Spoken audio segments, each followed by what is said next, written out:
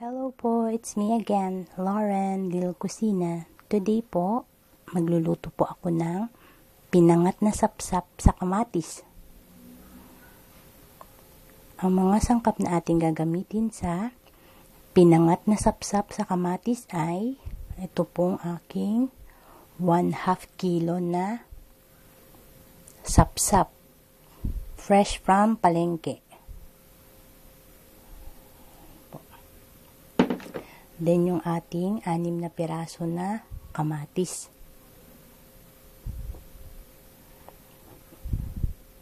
2 tablespoon na olive oil.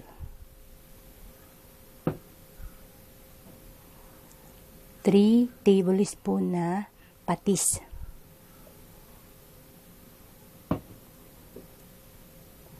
1 cup na water. Kaunting luya, then yung finger chili natin, 2 piraso. Naglalagay din po tayo ng ground black pepper. Ayan po, magsisimula na po tayo magluto.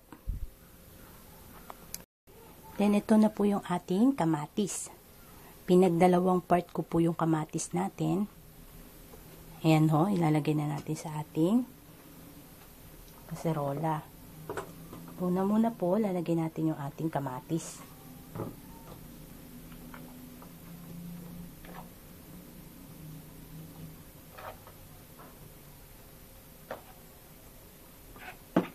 Then yung ating sapsap na isda.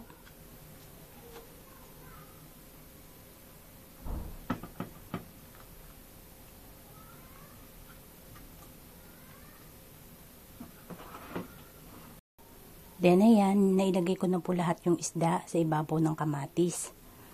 Then, ile-layer lang ho natin. Then, yung isang part pa po ng kamatis, lalagay natin dito sa ating ibabaw ng isda.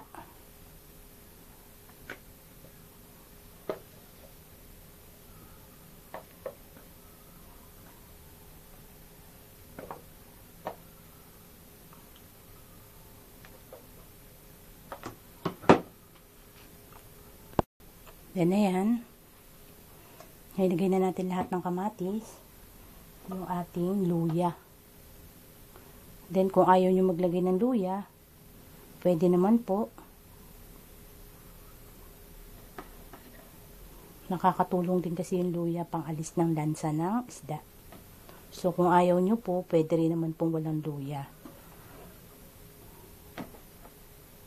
Then, yung ating 2 sili. Nalagay na rin po natin yung ating patis. Ngayon, kung nadadamihan po kayo sa patis, pwede po kayong mag-adjust po ng patis nyo po. Ayon po sa panlasa nyo. Hindi na rin po kasi ako maglalagay ng salt, kaya patis na lang po. Yung ating pampapaalat. Then yung ating olive oil.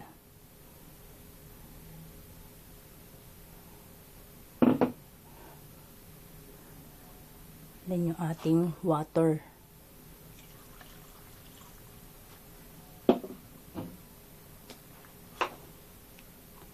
Paminta.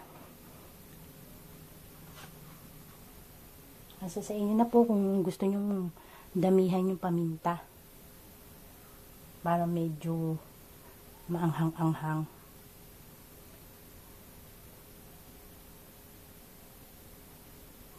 Then, ayan po, ganyan lang po kadali. Then, iluluto po natin siya ng 5 to 8 minutes po until maluto po yung isda natin.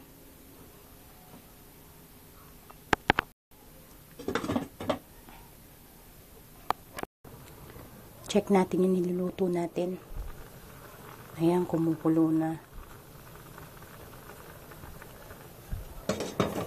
Mga 4 minutes pa. Then, ayan, luto na yung ating pinangat na sapsap sa kamatis. Off na po natin yung ating stove.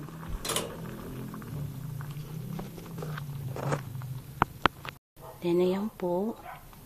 Luto na po ang ating sapsap. Yung mata niya po, ayan po, lumabas na.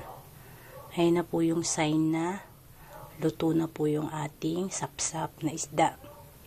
So, ayan, ililipat lang po natin siya sa isang bowl. Then, ayan po, luto na po ang ating pinangat na sapsap sa kamatis. Pwede nyo pong itry sa bahay. Quick and easy to cook lang po.